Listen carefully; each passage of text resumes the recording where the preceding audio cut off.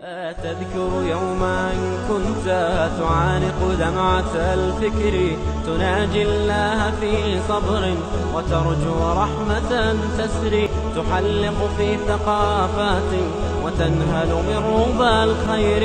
আসসালামু আলাইকুম, আপনাদের সবাইকে স্বাগতম আমার ইউটিউব চ্যানেলে। আজকে আমরা পড়ব প্যারাডক্সিক্যাল সাজিদের একটা চ্যাপ্টার, যার নাম স্রষ্টা যদি দয়ালুই হয় তাহলে জাহান্নাম কেন। শুরু করছি। আচ্ছা সাজিদ, সৃষ্টিকর্তা কি দয়ালু নাকি পাষাণ? দেবজিৎ দা চায়ের কাপে চুমুক দিতে দিতে সাজিদকে জিজ্ঞাসা করলো। আমার পাশে বসা ছিল মিসবাহ। সে বলল, অদ্ভুত তো, সৃষ্টিকর্তা পাষাণ হবেন কেন? তিনি তো রহমানুর রহিম, পরম দয়ালু। দেবজিৎ দা মিসবাহর দিকে তাকালেন, এরপর বললেন, মিসবাহ, সৃষ্টিকর্তা যদি পরম দয়ালুই হবেন তাহলে তিনি তার সৃষ্টিকে শাস্তি দেওয়ার জন্য কেন নরক জাহান্নামের মতো জিনিস বানিয়েছেন? মিসবাহের চটপটে উত্তর, এটা কোন ধরনের প্রশ্ন হলো? কেউ যদি সৃষ্টিকর্তার কর্মকাণ্ড ফলো না করে তাহলে তাকে শাস্তি দেওয়া হয়, সেটা কোনোভাবেই সৃষ্টিকর্তাকে পাষাণ প্রমাণ করে না। মিসবাহের এই উত্তর দেবজিৎ দাকে সন্তুষ্ট করছে বলে মনে হচ্ছে না। তিনি পাল্টা প্রশ্ন করতে যাবেন, ঠিক এই সময় সাজিদ বলে উঠল, দাদা, আজকের পত্রিকাটা পড়েছ? দেবজিৎ দা বলল, না, কেন? একটা নিউজ আছে। কি নিউজ? সাজিদ দেবজিৎ দার দিকে পত্রিকাটা এগিয়ে দিল। পত্রিকার একদম প্রথম পাতায় বড় বড় অক্ষরে শিরোনাম, সোনাগজিতে 9 বছরের বালিকাকে 5 জন মিলে গ্যাংরেপ। বিস্তারিত অংশে যা লিখেছে তার সারমর্ম এরকম: নোয়াখালীর সোনাগজিতে 9 বছরের এক বালিকাকে স্কুল থেকে ফেরার পথে 5 জন যুবক মিলে ধর্ষণ করেছে। ধর্ষণের পর তারা মেয়েটিকে আহত অবস্থায় ধান খেতে ফেলে যায়। মেয়েটি খুব গুরুতর অবস্থায় উদ্ধার করা হয়েছে।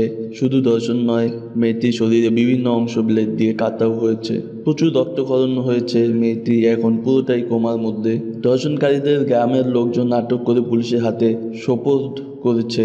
জানা গেছে মেয়ের বাবা এলাকার মেম্বারের উপর সালিশ বিষয়ক কোনো এক ব্যাপারে ক্ষোভ থেকেই ওনার মেয়ের উপরে নির্যাতন চালায় ওরা। ঘটনাকালে পত্রিকার ছোট্ট মেয়েটির একটি ছবিও দেওয়া আছে। কি ফুটফুটের চেহারা! দেবজিৎ দা নরম মনের মানুষ। এরকম কি খবর পড়ার পরে উনার মনটা মুহূর্তেই বিষণ্ণ হচ্ছে গেল। দাঁতে দাঁত খিচে অনেকক্ষণ ওই 5 জনকে গালাগাল দিলেন। সাজিদ পত্রিকাটা ব্যাগে রাখতে রাখতে বলল, দাদা, ধরো 5 জনকে কোর্টে তোলা হলো, আর তুমি হলে বিচারক। এই 5 জন যে আসলে অপরাধী তার সমস্ত রকম তথ্য প্রমাণ তোমার কাছে পেশ করা হয়েছে। এখন একজন নাবালিকার উপরে এমনভাবে নির্যাতন করার জন্য তুমি কি তাদের শাস্তি দিবে? দেবজিৎ দা দাঁত মুখে খিচে বললেন, শাস্তি দিব মানে? শুয়োরের বাচ্চাগুলোকে ফাঁসিতে ঝুলিয়ে দেব। সাজিদ মুচকি হাসলো, বলল, সত্যি তাই? হ্যাঁ, একদম। ফাঁসিতে ঝুলিয়ে এদের মাংস শিয়াল কুকুর দিয়ে খাওয়াতে পারলে আমার গা জুড়বে। দেবজিৎ দা চোখ মুখ লাল বর্ণ ধারণ করেছে। উনাকে এরকম অবস্থায় আগে কখনো দেখিনি। সাজিদ 1 গ্লাস পানি উনার দিকে বাড়িয়ে দিল। পানিটা ঢকঢক করে পান করে উনি হাতাতে মুখ মুছলেন।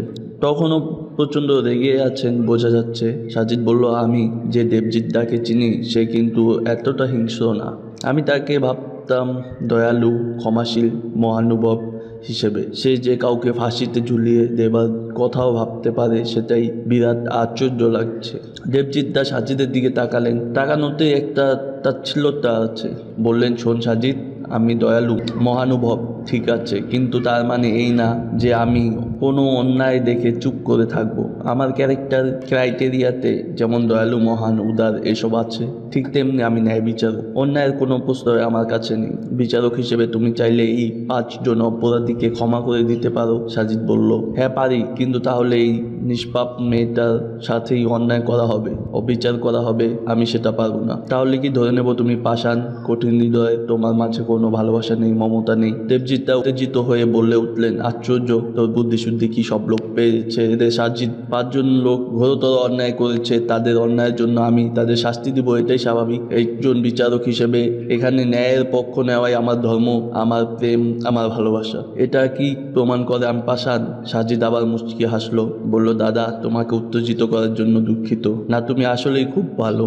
সৃষ্টিকর্তা যেমন পরম দয়ালু, ক্ষমাশীল, ঠিক তিনি আবার একজন ন্যায় বিচারকও। তিনি কারো সাথে বিন্দু পরিমাণও অন্যায় হতে দেন না। সৃষ্টিকর্তা আমাদের সবাইকে সৃষ্টি করেছেন তিনি আমাদের জন্য কিছু নির্দিষ্ট রুলস তৈরি করে দিয়েছেন। এখন কিছু লোক এই রুলস ফলো করে যদি তার দেওয়া বিধান মতো জীবনযাপন করে তাহলে তিনি পুরস্কার হিসেবে জান্নাত দেওয়ার আশ্বাস দিয়েছেন। এখন একদল লোক নামাজ কালাম পড়ে, মিথ্যে কথা বলে না, লোক ঠকায় না, চুরি রাজানি করে না, সুদ ঘুষ খায় না, মানুষ খুন করে না, মদ্দা কথা সকল প্রকার অন্যায় থেকে নিজেকে গুটিয়ে রাখে কেবল স্রষ্টার সান্নিধ্য লাভ এবং তার প্রতিশ্রুত জান্নাতের জন্য। অপরদিক আরেকদল লোক এসবের থোড়াই কেয়ার করে, যদি ভোগ বিলাসে মেতে উঠে সকল অন্যায় কাজ করে, স্রষ্টার অবাধ্য হয়, তাহলে স্রষ্টা যদি দয়াপরবশ হয়ে তাদেরকে আগের দলের সাথে জান্নাতে পাঠিয়ে দেন তাহলে এটা কি ন্যায় হলো? প্রথম দলকে তো ঠকানো হলোই, সাথে কি পরের দলের সকল অন্যায়কে মেনে নেওয়া হলো না, আশ্রয় দেওয়া হলো না? তুমি যেভাবে বিচারকের আসনে বসে ক্ষমতা থাকার পরও এই 5 জনকে ক্ষমা করে দিতে পারো না কেবল ন্যায় প্রতিষ্ঠার জন্য, স্রষ্টাও কি সেটা পারেন না? দেবজিৎদা কিছু বললেন না। সাজিদ আবার বলল, এটা হলো স্রষ্টার ক্রাইটেরিয়া, তিনি যেমন পরম দয়ালু ঠিক সেরকম ন্যায় বিচারকও। আর একটু ক্লিয়ার করি, ধরো একজন বাবা 2টি সন্তান, 2 সন্তানের প্রথম জন দ্বিতীয় জনকে বিনা কারণে ধাক্কা দিয়ে মাটিতে ফেলে দিল। যাকে ধাক্কা দিল সে মাটিতে পড়ে খুব ব্যথা পেল এবং চিৎকার করে কেঁদে উঠল। এখন বাবা যদি প্রথম জনকে তার অন্যায়ের জন্য কোনো শাস্তি না দেয় তাহলে সেটা তার দ্বিতীয় সন্তান যে নিষ্পাপ তার প্রতি কি অন্যায় হবে না? দেবজিৎদা বললেন, স্রষ্টা এরকম নন, এজন্যই তিনি জান্নাত আর জাহান্নাম দুটোই তৈরি করেছেন। আমাদের সফল কর্মই নির্ধারণ করে দেবে আমাদের গন্তব্যস্থল, এতে কোনো 2 নম্বরই হবে না, কারো সাথে চুল পরিমাণও অন্যায় হবে না। দেবজিৎদা বললেন, তা বুঝলাম, কিন্তু তিনি যেহেতু স্রষ্টা তিনি আমাদের চেয়ে 1000 গুণ দয়ালু হবেন, এটাই স্বাভাবিক। কিন্তু তিনি আবার আমাদের কর্ম পরিচালনা করছেন, আবার তিনি আমাদের ধরে ধরে জাহান্নাম পাঠাচ্ছেন। ব্যাপারটা কেমন না সাজিদ? সাজিদ বলল, দাদা প্রথমত স্রষ্টা আমাদের কর্ম পরিচালনা করেন না, স্রষ্টা আমাদের একটা স্বাধীন ইচ্ছা শক্তি দিয়ে পৃথিবীতে পাঠিয়েছেন, সাথে পাঠিয়েছেন একটা গাইড বুক। এখন এই স্বাধীন ইচ্ছা শক্তি প্রয়োগ করেই আমরা সিদ্ধান্ত নেই যে আমরা কি তার দেখানো পথে চলবো কি চলবো না। যদি চলি তাহলে আমরা জান্নাতে যাব, যদি না চলি তাহলে আমরা জাহান্নামে যাব। মোদ্দা কথা, আমরা কোথায় যাব তা আমরাই নির্ধারণ করি আমাদের কর্মের মাধ্যমে। দেবজিৎদা হাসলেন, বললেন, ও আচ্ছা, তার মানে তুই বলতে চাচ্ছিস যে লোক স্বাধীন ইচ্ছা শক্তি প্রয়োগ করে জাহান্নাম চুজ করে নিচ্ছে? হ্যাঁ। উদ্ভট না কথাটা? একদম না, লজিক্যাল বল। আচ্ছা ধরো তুমি গভীর সাগরে জাহাজ থেকে পানিতে পড়ে গেলে, পানিতে তুমি হাঁসফাঁস করছো, একটু পরেই অতল তলে তলিয়ে যাবে। এখন ধরো আমি তোমাকে উদ্ধার করার জন্য তোমার দিকে একটি লাইফ জ্যাকেট বাড়িয়ে দিলাম, তো সেই মুহূর্তে তোমার আসে 2টি অপশন, হয় লাইফ জ্যাকেট নিয়ে প্রাণে বাঁচবে, নয়তো আমাকে ডিনাই করে আর অতল সাগরে তলিয়ে যাবে এবং মৃত্যুবরণ করবে। খেয়াল করো, আমি কিন্তু বাঁচার উপকরণ অর্থাৎ লাইফ জ্যাকেট তোমার দিকে বাড়িয়ে দিয়েছি। এখন তুমি তোমার সিদ্ধান্ত স্বাধীন ইচ্ছার শক্তি প্রয়োগ করে জ্যাকেটটি গ্রহণ করে প্রাণে বাঁচবে নাকি ডিনাই করে মৃত্যুবরণ করবে, সম্পূর্ণ তোমার ব্যাপার। স্রষ্টাও জাহান্নাম থেকে বাঁচার উপায় উপকরণ আমাদের জন্য পাঠিয়েছেন, সাথে আমাদের ফ্রি উইল দিয়ে দিয়েছেন। এখন আমরা তা আঁকড়ে ধরে বাঁচবো নাকি উপেক্ষা করে মরবো তা আমাদের উপর নির্ভর করছে। দেবজিৎদা কিছু বললেন না। স্রষ্টা দয়ালু হয়েও কেন জাহান্নাম তৈরি করেছেন তার উত্তর তিনি মনে হয় পেয়ে গেছেন। চায়ের বিল পরিশোধ করে এসে দেবজিৎদা বললেন, স্রষ্টা যেহেতু আমাদের চেয়ে অনেক বেশি দয়ালু তিনি কিন্তু চাইলেই পারেন ক্ষমা করে দিতে। সাজিদ বলল, স্রষ্টা শুধু তোমার চেয়ে অনেক বেশি গুণ দয়ালু নন, তোমার চেয়ে অনেক বেশি ন্যায় বিচারকও। সুতরাং সাজিদকে আর কিছুই বলতে দিলেন না। দেবজিৎদা মনমরা করে বললেন, বুঝছি। সাজিদ হাসলো। দেবজিৎদার এই চাহনি দেখে আমাদেরও হাসি পেল, আমরাও হাসলাম। আমাদের হাসতে দেখে তিনিও আমাদের সাথে হাসা শুরু করলেন। হা হা হা। ترى ما زلت تذكرها وتذكر روعة الذكر فيهدي القلب ألحانا شذاها يفوح بالصدر ويصفو العلم راقراقا ويسقي دوحة العمر فيمحو الكون ظلمته وتشرق بسمة الفجر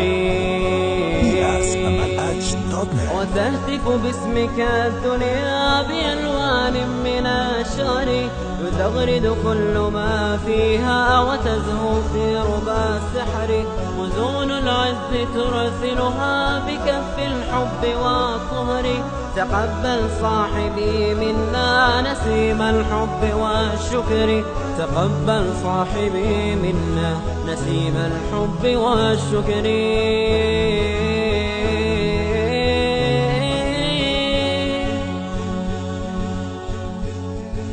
أتذكر يوم أن كنت تعانق دمعة الفكر